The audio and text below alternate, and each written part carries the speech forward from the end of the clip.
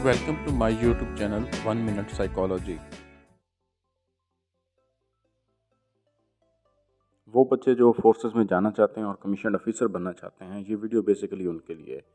आज हम एक इंतहाई इंपॉर्टेंट टॉपिक के ऊपर बात करेंगे जो कि deadly dangerous mistakes in ISSB.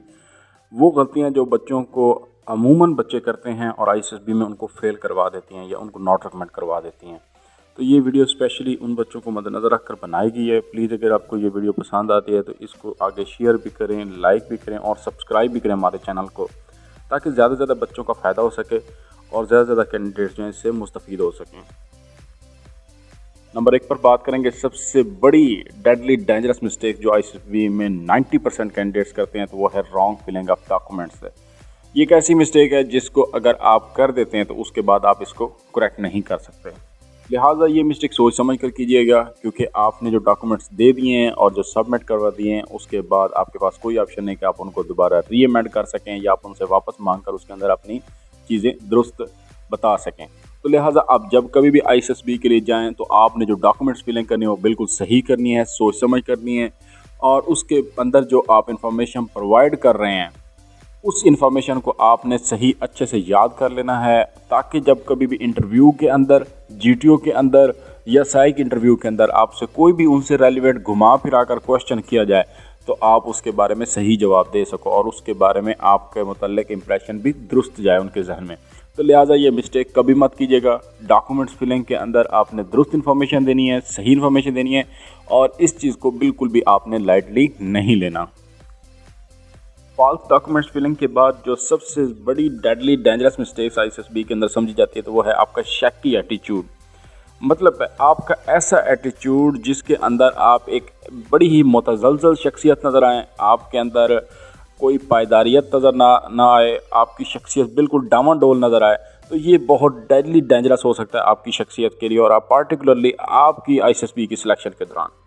अगर आप आईएसएसबी के दौरान बातों को घुमा रहे हैं, चीज़ों को अल्टर कर रहे हैं, उनके अंदर फॉर्जरी कर रहे हैं, आप जो चीज़ पूछी जा रही है उसके अंदर डिफरेंट जगहों पर जाकर डिफरेंट बयानात दे रहे हैं, जीटीओ के सामने कुछ बता रहे हैं, साइक के सामने कुछ बता रहे हैं, डिप्टी प्रेसिडेंट के सामने कुछ बता रहे हैं, तो ये आपके लिए एक डेडली डेंजरस मिस्टेक हो सकती है, क्योंकि वो तीनों आपस में एक दूसरे के साथ कंसल्ट करते हैं, आपकी बातों को वो बड़े अच्छे तरीके से नोट करते हैं और वो शेयर करते हैं, और आपकी जो साइक पार्टिकुलरली जब अंडरस्टैंडिंग वो कर लेते हैं, आपकी पर्सनालिटी का जब एनालिसिस ले लेते हैं, तो उसके बाद वो आपके रिमार्क्स लिखते हैं और वो अपने रिमार्क्स को एक दूसरे के साथ शेयर करते हैं। तो ये बहुत बड़ी डेडली डेंजरस मिस्टेक हो सकती है किसी भी कैंडिडेट के लिए कि वो अपना शैकी एटीट्यूड शो करे अपनी बातों के अंदर, अपने बिहेवियर के अंदर और अपने बयानात के अंदर। अगर वो बार बार चीज़ें चेंज कर रहा है, अल्टर कर रहा है, उनके अंदर डिफरेंट किस्म के बयानात लेके आ रहा है, तो ये चीज़ उसके लिए बहुत ज़्यादा ख़तरनाक हो सकती है। इसके बाद अगर बात करें आईएसएसबी की फेलियर की सबसे बड़ी रीज़न की, तो वह है फंक्शनल फिक्सनेस की। इसके मुतालिक हम ऑलरेडी एक वीडियो बना चुके हैं जिसमें हमने कैंडिडेट्स को एक बड़े अच्छे तरीके से बताया कि फंक्शनल फिक्सनेस क्या होती है और वो किस तरह से आपके कैरियर के ऊपर, आपकी ज़िंदगी के ऊपर इफेक्ट करती है। पार्टिकुलरली आईएसएसबी के अंदर कैंडिडेट्स बिल्कुल इस चीज़ का जब शिकार हो जाते हैं तो वो बिल्कुल डेडली डेंजरस श्योर है कि वो फेल हो जाएंगे, आईएसएसबी के अंदर नॉट रिकमेंड हो जाएंगे, क्योंकि फंक्शनल फिक्सनेस एक ऐसा फिनोमेना है जिसके अंदर कैंडिडेट बिल्कुल अपने अंदर मल्टी थिंकिंग नहीं ला सकता, वेरिएशन अपने माइंड के अंदर नहीं क्रिएट कर सकता और चीज़ों के कन्वेंशनल और नॉन कन्वेंशनल यूजेज से बिल्कुल आगाह नहीं होता। वो एक ही तरह से चीज़ों को देख रहा होता है और एक ही तरह से काम को कर रहा होता है, जिसकी वजह से उनके आईएसएसबी के जो टास्क हैं वो बुरी तरह फेल हो जाते हैं और वो चीज़ इनके लिए डेडली डेंजरस साबित होती है। फंक्शनल फिक्सनेस के मुतालिक हमने एक और वीडियो ऑलरेडी अपने प्लेलिस्ट में रखी हुई है, आप वहाँ से जाकर वो वीडियो देख सकते हैं। आईएसएसबी में फेलियर में जो सबसे बड़ा स्कोर किसी चीज़ का माना जाता है तो वो है पुअर कम्युनिकेशन स्किल्स का माना जाता है। इसकी वजह से अक्सर कैंडिडेट बहुत ज़्यादा काबिल होने के बावजूद, उनकी जो कॉग्निटिव स्किल्स हैं एक्सट्रीमली गुड होने के बावजूद भी वो फेल हो जाते हैं, क्योंकि वो अपनी जो बात है उसको अच्छे तरीके से डिलीवर नहीं कर पाते। चाहे वो आईएसएसबी के अंदर जीटीओ टास्क हो, चाहे वो डिप्टी प्रेसिडेंट हो या चाहे वो साइक हो, चाहे साइक का इंटरव्यू हो या साइक के रिटन टेस्ट हो, अगर आपके पास अच्छी रिटन और वोकल कम्युनिकेशन स्किल्स नहीं है, आपकी वर्बल और नॉन वर्बल कम्युनिकेशन स्किल्स अच्छी नहीं है, तो आप आईएसएसबी में जाने की गलती मत करें, क्योंकि आईएसएसबी आपको 110% नॉट रिकमेंड करेगा। क्योंकि कम्युनिकेशन स्किल्स के बायस ही एक इंसान की जो पर्सनैलिटी है वो अट्रैक्टिव बनती है और वो दूसरों के ऊपर इन्फ्लुएंस करती है। और आईएसएसबी की सिलेक्शन के दौरान इस चीज़ को बहुत स्ट्रांगली देखा जा रहा होता है, बहुत इसको क्रिटिकली देखा जा रहा था कि एक कैंडिडेट की कितनी अच्छी कम्युनिकेशन स्किल्स हैं, चाहे वो रिटन में है, चाहे वो वर्बल में है, चाहे वो उसकी नॉन वर्बल क्यूज़ के अंदर वो कितनी अच्छे तरीके से कम्युनिकेट कर रहा है। तो कम्युनिकेशन स्किल्स अच्छी ना होने की वजह से 90% कैंडिडेट्स आईएसएसबी के अंदर से फेल हो जाते हैं। एंजाइटी एंड पैनिक अटैक्स ना सिर्फ आपकी आईएसएसबी बल्कि आपकी जो प्रोफेशनल लाइफ है, आपकी जो पर्सनल लाइफ है, उनको कम्प्लीटली रुइन करके रख सकते हैं, आपकी ज़िंदगी को तबाह करके रख सकते हैं। अगर आपके अंदर एंजाइटी और पैनिक अटैक्स हैं और वो बहुत ज़्यादा सीवियर लेवल तक हैं तो ये चीज़ आपके लिए आईएसएसबी के अंदर डेडली डेंजरस साबित हो सकती है। क्योंकि आईएसएसबी के दौरान आपको डिप्टी प्रेसिडेंट, साइक ने और जीटीओ ने, हर एक इंसान ने यही चेक करना है कि आप कितने कॉन्फिडेंट इंसान हैं, आपके अंदर कोई एंजाइटी, कोई नर्वसनेस, कोई परेशानी, कोई घबराहट, कोई खौफ, किसी किस्म की कोई चीज़ तो नहीं है। अगर ऐसी कोई चीज़ है तो डेफिनेटली वो आपकी परफॉर्मेंस के ऊपर इफेक्ट करेगी, आप अच्छे तरीके से परफॉर्म नहीं कर पाएंगे, आपकी जो आउटपुट है वो बिल्कुल डिक्लाइन कर जाएगी, जिसकी वजह से आपका जो स्कोर वो नीचे चला जाएगा।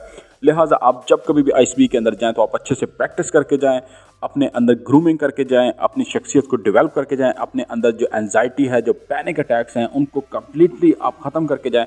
उसके लिए आपको एक अच्छे काउंसलर की ज़रूरत होती है, एक अच्छे साइकोलॉजिस्ट और एक अच्छे मेंटोर की ज़रूरत होती है। आप लाजमी तौर पर उनसे काउंसलिंग लें, गाइडेंस लें और अपनी तरबियत साजी करके उसके बाद आप आईएसएसबी के अंदर जाएँ। Very simple, very easy formula to not recommend in ISSB. कोई शक नहीं, कोई शुबा नहीं है। अगर आप आईएसएसबी में नॉट रिकमेंड होना चाहते हैं तो ये सबसे आसान और ट्रिकी फार्मूला है कि आप सिंपल झूठ बोलते चले जाएं। जितने आप झूठ बोलेंगे उतने आपके ग्रेटर नंबर ऑफ चांसेस होंगे कि आप आईएसएसबी से नॉट रिकमेंड हो जाएंगे और वॉश आउट होकर आप लौट के घर चले जाएंगे। क्योंकि majority number of the candidates जो हैं वो अपने झूठ की वजह से आईएसएसबी के अंदर नॉट रिकमेंड हो जाते हैं।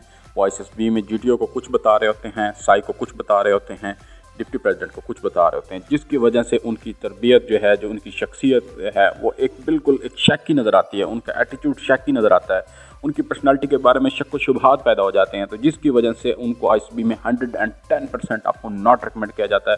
कोई दूसरा शक नहीं है, कोई दूसरा दुराहा नहीं है।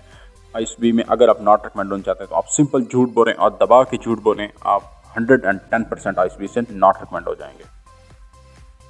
अगर आप एक सोशली आइसोलेटेड इंसान हैं, आपको सोशल लाइफ और सोशल स्किल्स नहीं आती, आप लोगों से इंटरेक्ट करना नहीं जानते, आपको दोस्त बनाना नहीं आते, आपके अंदर एक पॉजिटिव कम्युनिकेशन स्किल्स नहीं है, आपकी शख्सियत के अंदर पॉजिटिव वाइब्स नहीं है, तो आप अपना बोरिया बिस्तर वहीं गोल कर लें, क्योंकि आप आईएसएसबी में बिल्कुल भी रिकमेंड नहीं होने वाले। क्योंकि आईएसएसबी के अंदर ये स्किल सबसे ज़्यादा देखी जा रही होती है कि आप कितने सोशली एक्टिव हैं, कितने अच्छे इंसान हैं और आपका ह्यूमन इंटरेक्शन जो है वो कितना अच्छा है।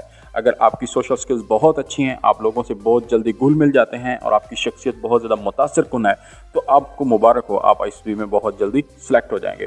तो ये शख्सियत का खासा आपको आईएसएसबी में बहुत आगे लेकर जा सकता है। लिहाजा आपके अंदर सोशल आइसोलेशन जैसा कोई फैक्टर नहीं होना चाहिए। क्योंकि सोशली आइसोलेटेड बच्चे जो होते हैं वो ये शो कर रहे होते हैं कि उनकी पर्सनालिटी बहुत कमज़ोर है, वो सहनी और जिस्मानी दोनों तौर पर वो बहुत ज़्यादा कमज़ोर हैं, वो लोगों से इंटरेक्ट नहीं कर सकते, उनके अंदर शर्मिलापन है, उनके मिजाज के अंदर कमज़ोरियाँ हैं, वो बहुत ज़्यादा कमज़ोर इंसान हैं, उनकी शख्सियत बहुत कमज़ोर है, उनके जो वसफ़ हैं वो बहुत कमज़ोर हैं, जिसकी वजह से दूसरे लोगों को वो बिल्कुल इन्फ्लुएंस नहीं कर पा रहे और वो डोमिनेट नहीं कर सकते।